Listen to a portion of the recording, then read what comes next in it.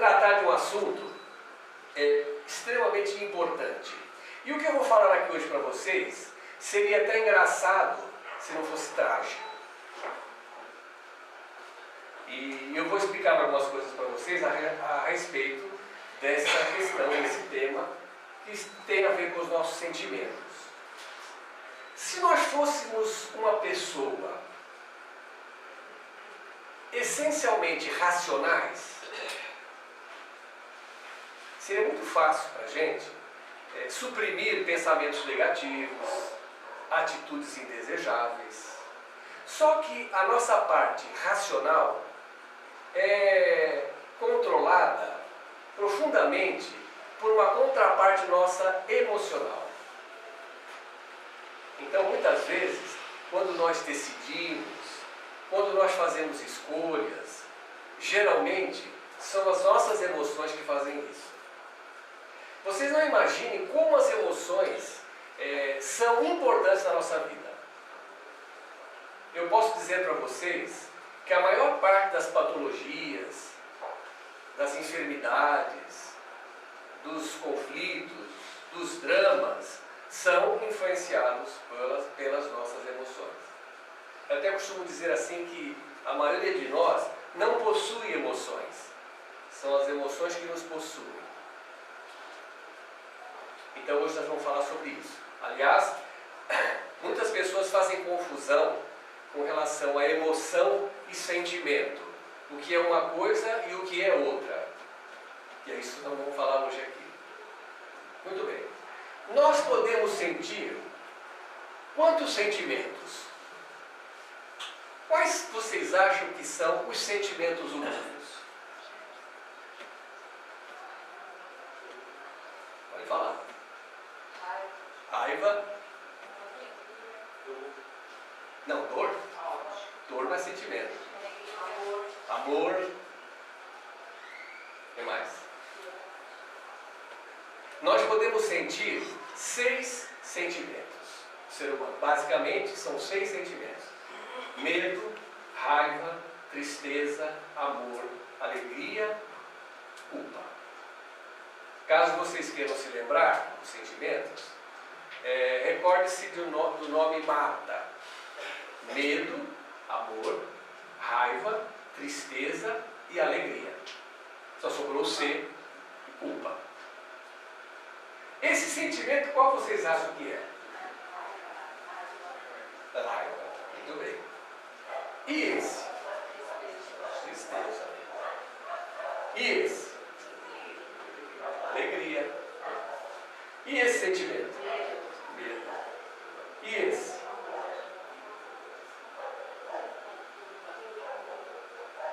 Culpa. Foi o que sobrou. O pior sentimento que nós podemos sentir, o pior deles, é sentimento de culpa. Nós podemos dizer que existem 3 sentimentos que são positivos e 3 sentimentos que são negativos. Os sentimentos positivos, vocês sabem, alegria, amor,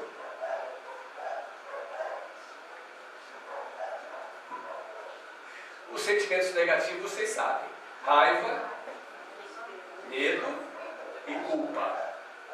Raiva, medo e culpa. Sentimentos positivos, amor, alegria, tristeza. Ao contrário do que a maioria das pessoas imaginam, a tristeza, ele não é um sentimento ruim, a tristeza. A tristeza, desde que seja realmente tristeza que a pessoa está sentindo. A tristeza funciona assim, desde que ela seja autêntica, funciona como uma proteção do nosso psiquismo. Vamos imaginar uma situação em que a gente realmente está triste. Por exemplo, a perda de um ente querido.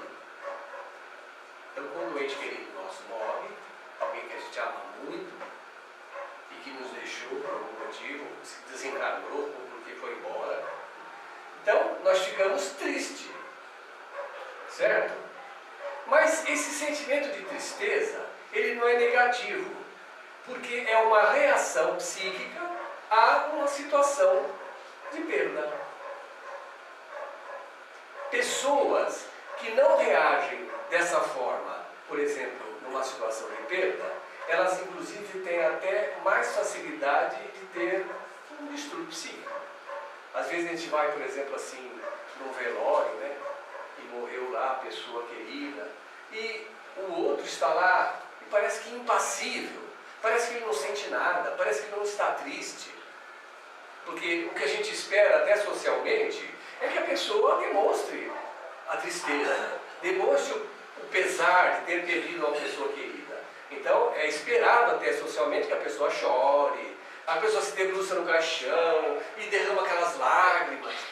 Pessoas que agem dessa forma, e que é até comum, essas pessoas, elas têm menos possibilidade de ter uma síncope. Então essa tristeza, essa manifestação desse sentimento, acaba nos protegendo contra um dano psíquico maior. Então a tristeza de verdade, ela não é um sentimento ruim, certo? Mas às vezes a gente confunde tristeza com outro sentimento. É muito comum a gente ver isso. Por exemplo, o fulano, né, perdeu um ente querido, mas já faz muitos anos que o ente querido faleceu. E vocês sabem que essa tristeza, que se manifesta, por exemplo, nós estamos dando o exemplo da perda de ente querido, essa tristeza que se manifesta com a perda de um ente querido, ela tem um prazo para ir se dissipando. Estima-se que de 90 a 180 dias, a pessoa vai voltando à sua normalidade. Não que ela não vá se lembrar mais da pessoa, sim, vai se lembrar, com saudade, às vezes pode até derramar umas lágrimas, mas ela vai continuar a sua vida, vai tocar a sua vida. Mas vocês já conheceram pessoas que parece que não abandonam a volúpia da tristeza? Parece que a pessoa gosta de estar triste, sofrendo. E às vezes, a gente às vezes até evita encontrar com pessoas assim. Porque a pessoa começa a chorar, começa a se lembrar do outro que faleceu. Poxa, mas já faz tanto tempo que ele morreu, né? Já pode ter até reencarnado, né? Ai, mas eu não consigo viver sem ele. Ele me faz muita falta. E chora, debulha assim lágrimas. Aí você diz assim, poxa, mas ele ficou sofrendo tanto, né? Ele estava numa cama, com dores atrozes. A morte foi até uma bênção. Não, mas eu não consigo viver. Às vezes a gente não gosta de encontrar com pessoas assim. Porque vem a ladainha, o choro, aquela cantilena. Sabe por que a gente não gosta? Porque essa pessoa, ela não está mais triste. O que ela está sentindo não é mais a tristeza. E a gente inconscientemente sabe disso. Se ela não está mais triste, o que ela está sentindo?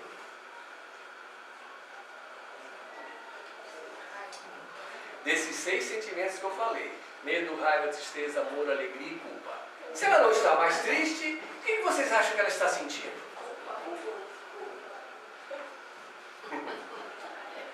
Você acha que é culpa?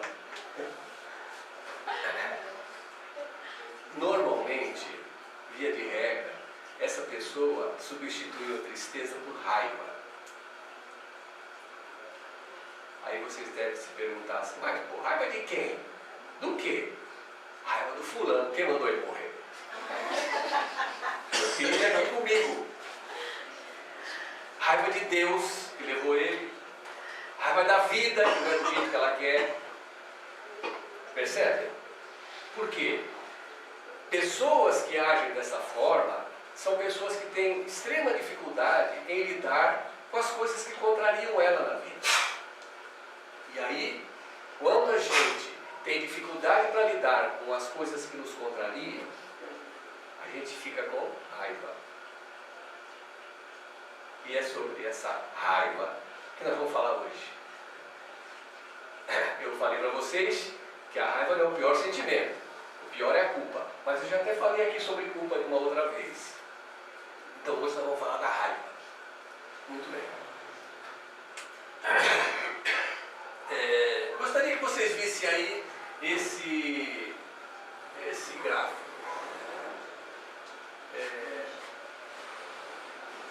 sentimento desses 6 que eu disse que a gente sente, desses 6 sentimentos, eles surgem a partir de uma situação que ocorre, que a gente chama de um evento externo. Uma situação qualquer da vida que acontece, uma situação que nos acomete, seja ela qual for, seja ela uma situação positiva ou negativa, essa situação que a gente enfrenta vai entrar no nosso cérebro. Então nós estamos diante de um evento, esse evento é captado pelo nosso cérebro, e nós vamos dentro do nosso cérebro fazer uma elaboração daquilo que está acontecendo, certo? E dependendo de como a gente elabora aquela situação, aquele evento externo, dependendo de como a gente lida com ele, vai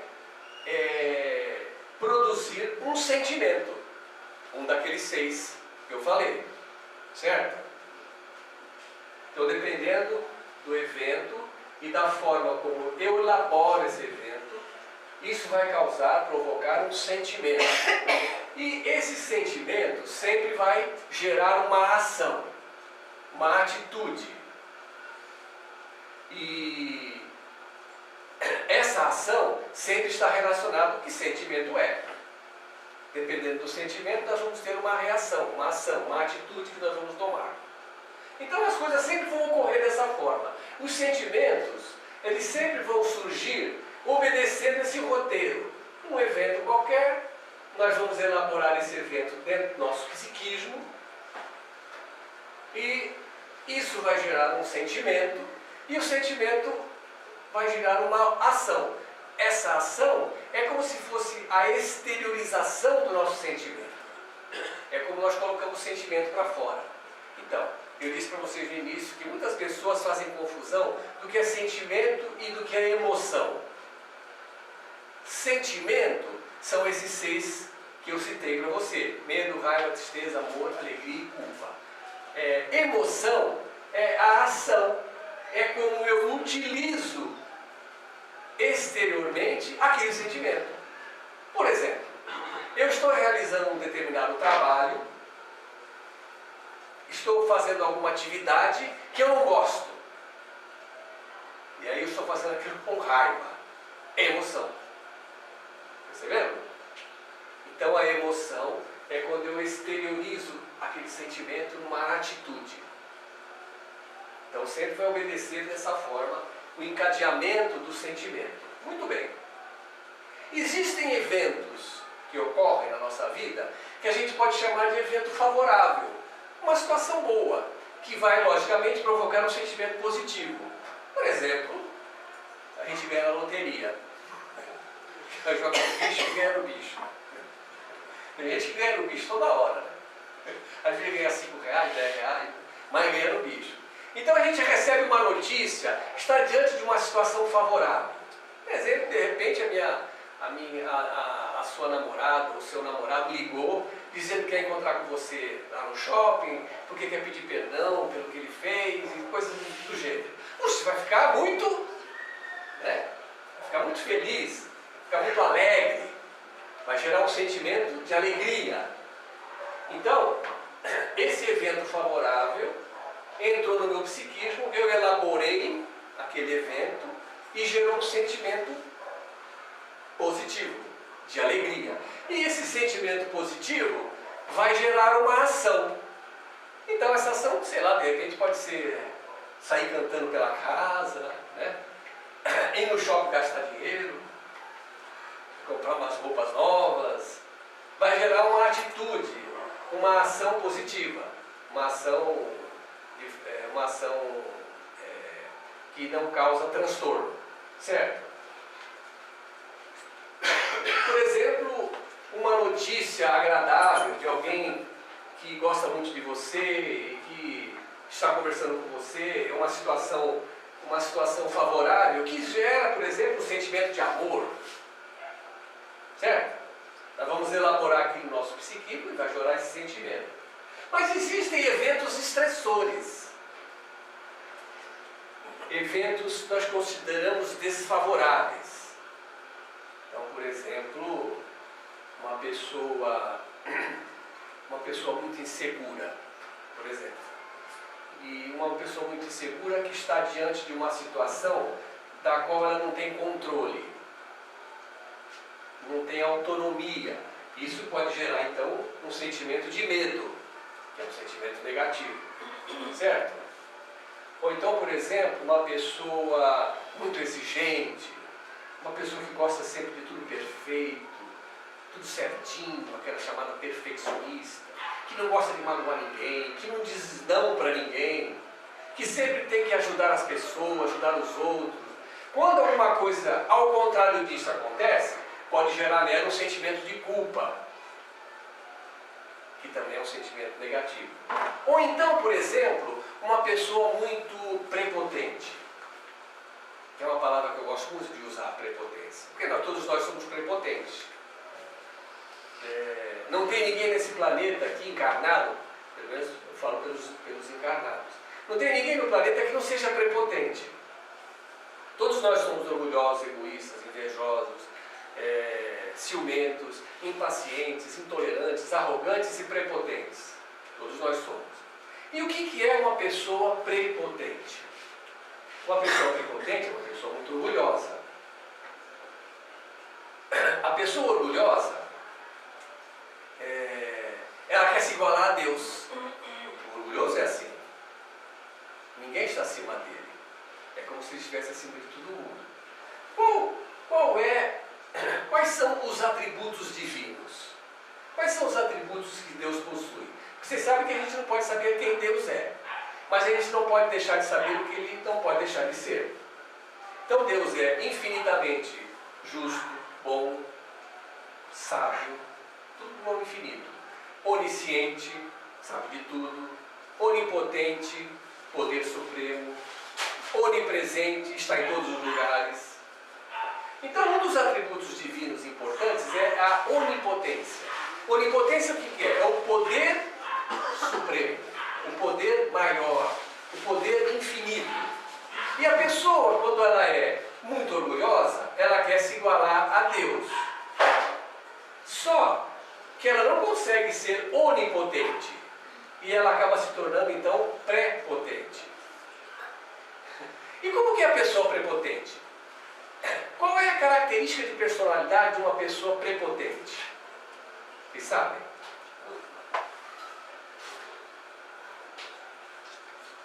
Por exemplo, quando eu digo assim, aquela pessoa ali é muito arrogante. Vocês sabem o que eu estou falando? A pessoa arrogante é aquela pessoa que se acha, costuma dizer, se acha mais que os outros. Esse é o arrogante. O egoísta é aquele que pensa mais em si mesmo. Egocêntrico, só pensa mais em si. E o prepotente? Qual que vocês acham que é a característica de personalidade de uma pessoa prepotente? Lembre-se, todos nós somos egoístas, somos invejosos, somos arrogantes e somos prepotentes. Claro que cada um em um determinado nível, uns mais, outros menos, um mais aquilo, outro menos aquilo. Mas como que é a característica de personalidade de uma pessoa prepotente? É aquela pessoa que quer tudo do seu jeito. Esse é o prepotente. Pessoas prepotentes, vocês já perceberam que todos nós somos realmente prepotentes, porque quem não quer as coisas do seu jeito? Eu quero, não é? Eu quero que tudo seja do jeito que eu espero, naquele dia que eu levantei cedo para trabalhar. Gostaria muito que eu chegasse no trabalho, meu chefe naquele dia deu dor de barriga e não foi trabalhar. Aquele meu colega chato, fica me empurrando, gostaria muito que naquele dia ele também não fosse. Eu gostaria de pegar meu carro e encontrar todos os sinais verdes. E gostaria de arrumar um lugar para estacionar bem de frente de onde eu vou. Então, a gente gosta que as coisas sejam do nosso jeito, não é? Mas a vida não é assim. Algumas coisas vão ser do nosso jeito e outras não. Se vocês fizerem uma retrospectiva da semana ou do mês, fizerem uma busca na sua memória, tentar se lembrar dos fatos e acontecimentos da semana, por exemplo, vocês vão perceber que muitas coisas foram do jeito que vocês queriam que acontecesse, mas muitas outras não foram. E como que a gente lida com as coisas que não saem do jeito que a gente espera, que a gente programa? Como que a gente lida com as coisas que não saem, com as pessoas que não agem da forma que eu espero, que eu desejo, que eu acho certo, justo? Então, quanto mais prepotente a gente for, mais raiva a gente vai sentir. Porque a pessoa prepotente, quando ela é contrariada, ela fica com raiva. Sentimento de raiva. Certo? Então vocês podem recapitular e tentarem descobrir quantas vezes vocês ficaram com raiva no dia de hoje, durante a semana. E vocês podem avaliar e puxar pela memória que se vocês não ficaram com raiva, não foi por causa de alguma coisa que não aconteceu da maneira que vocês esperavam. Ou se foi alguém que fez algo que vocês acham que não foi certo, que vocês não mereciam, coisas do gênero. Então nós ficamos com raiva. Certo? Então, um evento estressor, por exemplo, uma contrariedade, seja ela qual for, se nós formos uma pessoa muito prepotente, e nós somos, nós vamos ficar com raiva. Certo? Muito bem. Nós vamos ficar com raiva e existem duas formas de nós exteriorizarmos a raiva. Porque todas as vezes que sentimos algo, nós exteriorizamos esse algo em forma de ação, de atitude. Então, quando ficamos com raiva, a forma de nós exteriorizarmos a raiva é a agressividade. Todas as vezes que sentimos raiva, ficamos agressivos. Não importa se é raiva, mágoa, irritação, aborrecimento, porque é tudo a mesma coisa. Tudo é raiva. Então, se nós ficamos com raiva, nos tornamos agressivos. Aí tem gente que fala assim, não, peraí, eu não sou agressivo, nunca bati em ninguém, nem xinguei ninguém. Só que existem dois tipos de agressividade. Existe a pessoa que é heteroagressiva, é aquela que joga a raiva para fora. Existe a pessoa autoagressiva, é aquela que engole a raiva. O heteroagressivo é aquele que briga, que xinga, que bate e joga as coisas, e fala umas verdades, é grosseiro. Esse é o heteroagressivo. Ele exteriorizou a ação do sentimento através dessa agressividade externa. Esse você logo sabe que ele está com raiva, né? Porque já demonstra na ação, na emoção, certo? Ele já demonstra. Mas o autoagressivo não. O autoagressivo, ele vai interiorizar a agressividade. E às vezes, ele engendra essa interiorização de tal forma que às vezes ele nem demonstra que está contrariado. E vocês sabem que muitas vezes a gente se acostuma tanto a agir assim, que passa um certo tempo, vocês sabem que uma mentira repetida muitas vezes, ela acaba virando verdade para a gente. Porque é uma verdade absoluta, uma mentira para a gente. E aí, às vezes, essa pessoa, ela começa, inclusive, até a achar que ela é daquele jeito mesmo. Porque ela está interiorizando o sentimento de agressividade. Certo? Muito bem. Então, se nós quisermos suprimir essa ação, se eu quisesse interromper essa cadeia de funcionamento que ocorre dentro do nosso psiquismo, nós temos que tirar alguma coisa daí. Porque essa é uma cadeia constante que ocorre sempre quando um evento surge, seja ele favorável ou desfavorável. Se eu quiser, por exemplo, mudar essa ação, se eu quiser interromper essa ação, eu tenho que tirar alguma coisa daí. Se eu quiser interromper essa cadeia, alguma coisa tem que ser retirada. O evento, eu não tenho controle sobre ele. Eu não posso tirar o evento da cena, dessa cadeia, porque o evento independe da nossa vontade. Ele pode ocorrer com qualquer pessoa, em qualquer situação. Nós não temos controle sobre as coisas da vida que nos acomete. De repente surge uma situação de inopino que contraria minhas expectativas. E de repente esse evento foi um evento extremamente desfavorável. Então eu não posso mexer no evento. Será que eu posso mexer na elaboração? Posso. Elaboração é a forma como que eu vou lidar com aquela situação, com aquele evento. Então, essa elaboração, ela é intrínseca ao nosso mundo interior. É aquilo que está armazenado dentro do nosso espírito. É aquilo que a gente vem acumulando ao longo dos séculos e dos milênios de evolução. Por isso que nós percebemos pessoas diferentes agirem de formas diferentes diante de uma mesma situação. Às vezes tem dois irmãos que foram criados pelos mesmos pais, receberam a mesma educação, passaram para eles os mesmos valores e eles agem completamente diferente diante de uma mesma situação. Às vezes um é extremamente irritado, nervoso, explosivo, e o outro já é tão calmo, nem liga para aquilo. Ah, mas isso aí que você está preocupado? Besteira. Não, eu vou lá falar com a pessoa. Aí fizeram uma fofoca para ele no Facebook. Fizeram uma fofoca para os dois irmãos.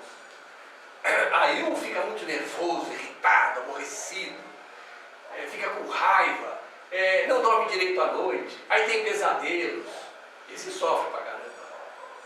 O outro irmão, poxa, mas você se preocupou com isso? Nós não somos nem isso que estão falando. Depois também quem falou, mas o outro fica muito raiva. Aí ele vai lá e dá uma resposta mal criada no Facebook, depois cancela a página do Facebook, mas o outro não está nem aí. Aquilo nem incomodou ele. Então, o que mudou nessa situação? É a elaboração. O mesmo evento, a mesma situação ocorreu para os dois, mas cada um agiu de forma diferente. Por quê? Porque cada um interpretou aquela situação de forma diferente, de acordo com as suas tendências naturais. O seu grau de amadurecimento, conhecimento, o quanto ele já conquistou de paciência, de tolerância. Então ele vai elaborar de uma maneira diferente. Então nós podemos mexer na elaboração? Podemos. Mas a elaboração, ela requer um tempo longo. É algo a longo prazo, médio e longo prazo. Mexer no processo de elaboração, nós estamos fazendo durante a nossa vida inteira. É nós nos melhorarmos como pessoa, nós nos tornarmos menos exigentes, mais compreensíveis, mais tolerantes. Isso é um trabalho de longo prazo. Mas o que nós podemos fazer agora, a partir de hoje? Começar amanhã. Nós temos que pensar em algo.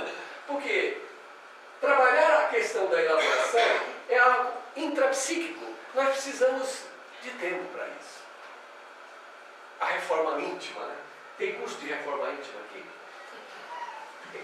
Tem? Não? Curso tem, mas tem, a reforma é difícil. Não? Curso tem. Tem curso aqui de reforma íntima? O curso de reforma íntima, todos os centros espíritas falam em reforma íntima. É um tema comum nas casas espíritas. Inclusive os nossos irmãos da Aliança Espírita Evangélica, eles têm até uma caderneta. Vocês já ouviram falar? Uma caderneta que eles colocam ali, nessa caderneta ali, as questões pessoais que relacionadas ao seu caráter que precisam ser trabalhadas. Eu fui muito egoísta essa semana, eu não perdoei o fulano, eu não esqueço o que ele me faz. E um candidato lá, a discípulo de Jesus, da Aliança, ele tem que colocar ali as questões importantes para ele tentar se modificar, se melhorar, para ele tentar mudar o seu processo de elaboração psíquica. Mas isso demanda um tempo. Tá? O sentimento, então, é algo que vai surgir de acordo com a elaboração. Então nós não podemos mexer ali, aqui é de longo prazo. O sentimento é algo que surge de inopino, sobrou a ação. A ação é a exteriorização da emoção. Ou seja, a ação é a emoção verdadeiramente descrita. É a forma como a gente age ou reage de acordo com o sentimento. Então nós podemos mudar a ação. E essa então hoje a técnica que eu vou ensinar para vocês. pediria que você não desse risada. Por favor.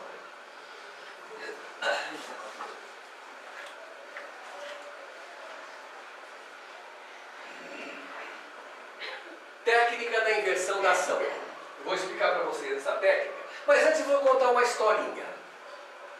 Uma historinha ilustrativa. Essa historinha é a seguinte. Na década de 60, o Chico Xavier ganhou um cachorro. Um cachorrinho. Filhotinho de cachorro. E depois de alguns meses de vida, o cachorro demonstrou que possuía assim algum tipo de deficiência física. Acho que até mental. Parece que ele dizia que o cachorro tinha síndrome de Down. E o cachorro, ele tinha uma deficiência física que fazia com que ele sofresse muito. E ele dava muito trabalho para o Chico. E quando ele tinha que trabalhar, às vezes ele pedia para a vizinha tomar conta do cachorro. E quando ele chegava no final do dia, nossa, a casa dele estava uma bagunça. Que o cachorro mexia em tudo, às vezes vomitava pela sala, fazia sujeira no quarto, né? Isso durou alguns meses. Até que um dia, o Chico chegou em casa e viu o cachorro arrumadinho num canto, parecia que estava até moribundo. Ele apanhou o cachorrinho no colo assim, o cachorro não fazia nada. O cachorrinho abriu os olhos, olhou para ele e faleceu. Morreu. O Chico achava até que o cachorro estava esperando ele chegar para morrer. O Chico ficou extremamente pesaroso, ficou triste, porque ele adorava o bichinho. Apesar do bichinho sofrer tanto por causa das suas deficiências, o Chico gostava muito daquele cachorro. Passado mais ou menos uns 2, 3 meses, a irmã do Chico chegou para ele e disse assim: Chico, tem uma coisa para dizer para você. O seu cachorro, ele não morreu de morte natural. Mas o que aconteceu? A sua vizinha matou ele.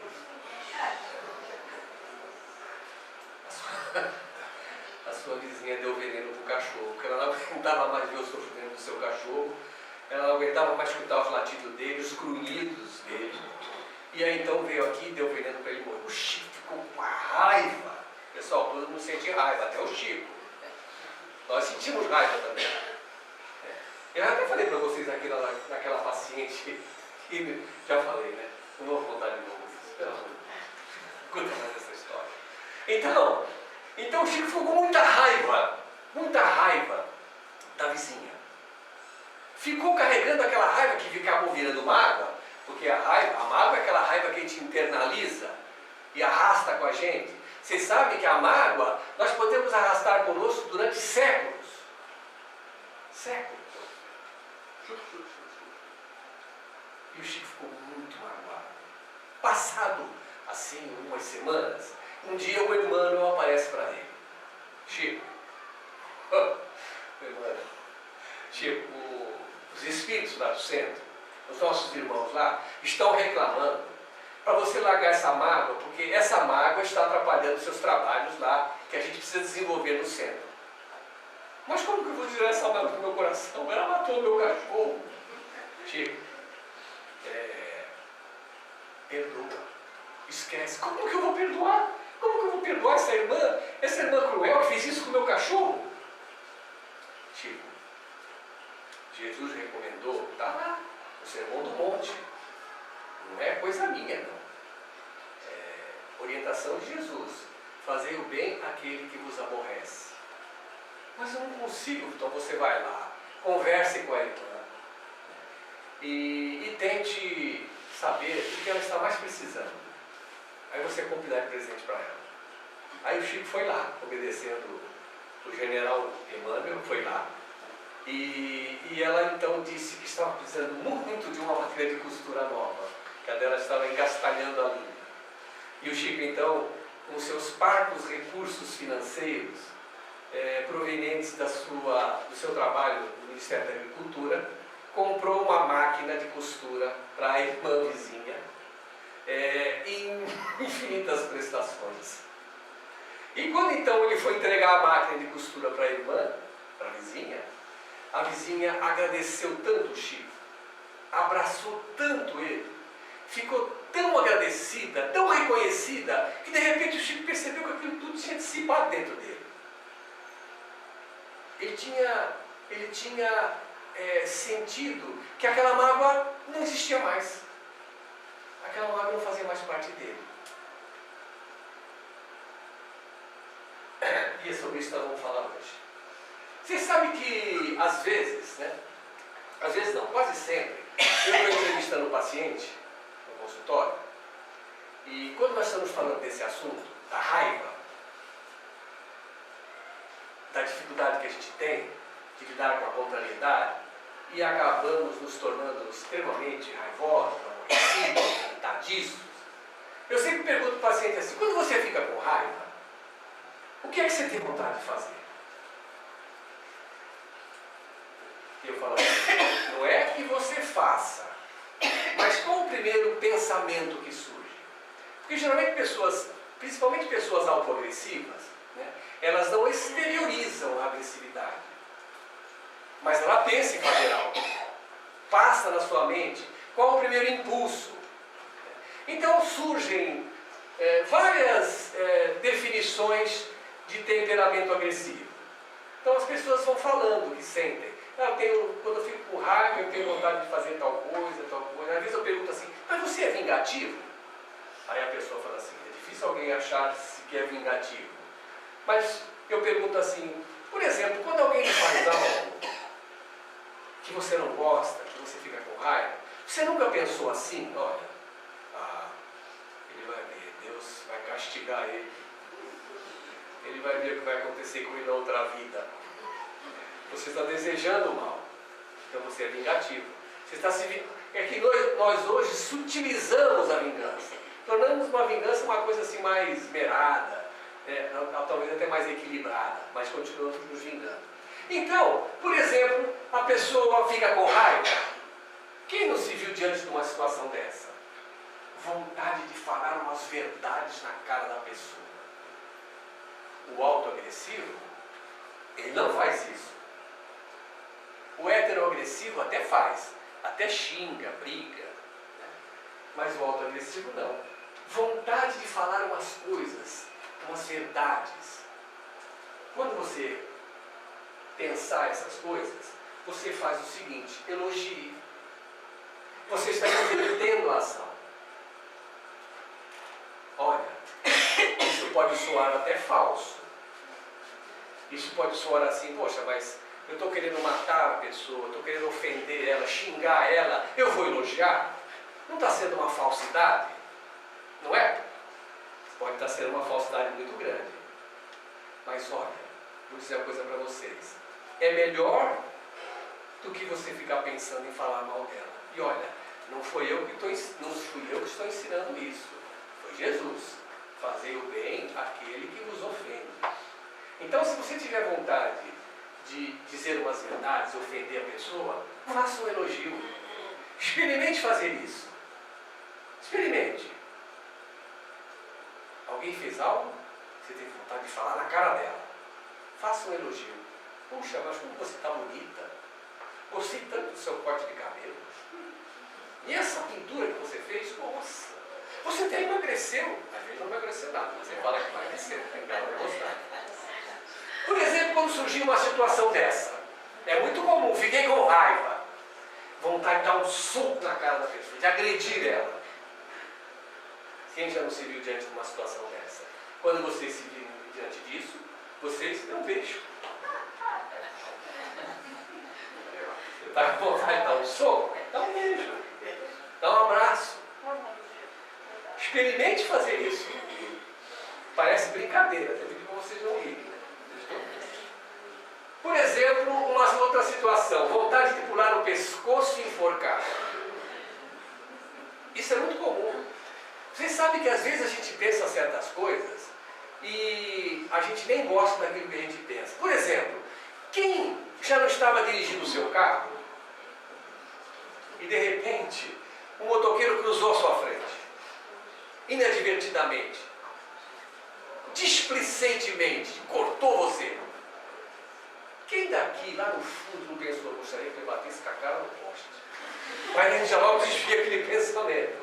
Não, eu quero pensar isso, eu não posso pensar isso. Eu sou cristão, eu quero fazer o bem, né?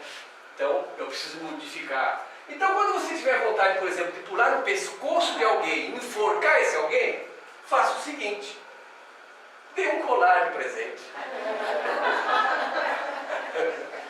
Se for um homem, dê uma gravata.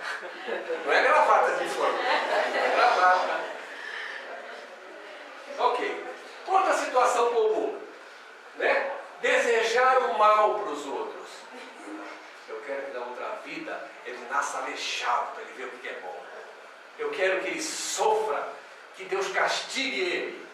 Eu quero que não dê nada certo para ele. Você ficou com raiva da pessoa. Aí você deseja o mal. Né? Inclusive o peso em dobro. Quando você pensar em desejar o mal para alguém, faça uma oração para esse alguém que você está desejando o mal. Vocês acham que é coisa difícil de fazer? É difícil. É difícil. Mas se vocês treinarem, vocês vão perceber que depois de um certo tempo, vocês vão se acostumar a essas atitudes positivas. Porque vocês estarão substituindo uma atitude negativa por uma atitude extremamente positiva.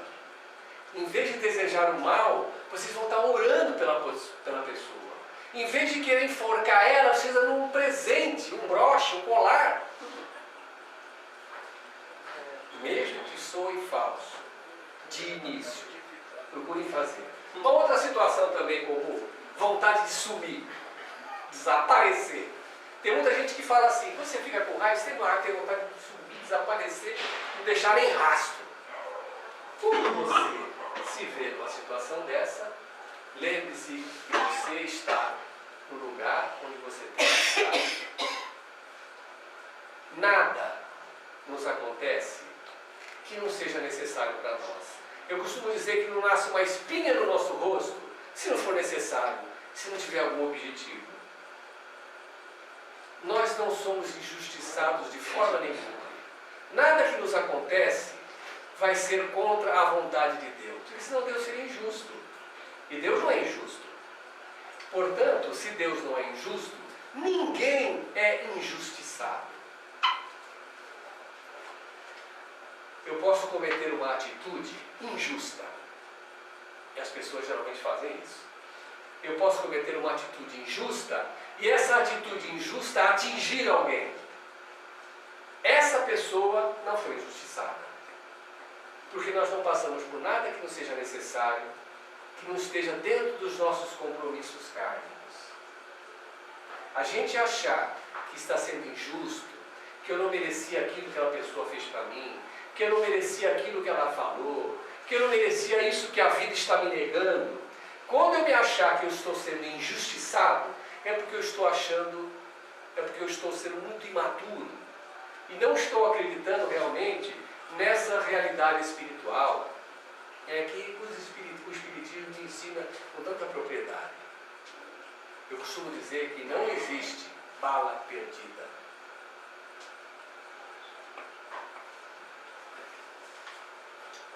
Nascestes no lar que precisavas. Vestistes o corpo físico que merecias. Moras no melhor lugar que Deus poderia te proporcionar, de acordo com o teu adiantamento. Possuis os recursos financeiros coerente com as tuas necessidades, nem mais nem menos, mas o justo para as tuas lutas terrenas. Teu ambiente de trabalho é o que elegestes espontaneamente para a tua realização. Teus parentes, amigos, são as almas que atraíste com as tuas próprias afinidades. Portanto, o teu destino está constantemente sob teu controle. Tu escolhes, recolhes, eleges, atrais, buscas, expulsas, modificas tudo aquilo que te rodeia a existência. Teus pensamentos e vontade são a chave de teus atos e atitudes. São as fontes de atração e repulsão na tua jornada vivencial. Não reclames e nem te faças de vítima. Antes de tudo, analisa e observa. A mudança está em tuas mãos. Reprograme tua meta, busque o bem e viverás melhor. Pessoal, pela paciência, muito obrigado.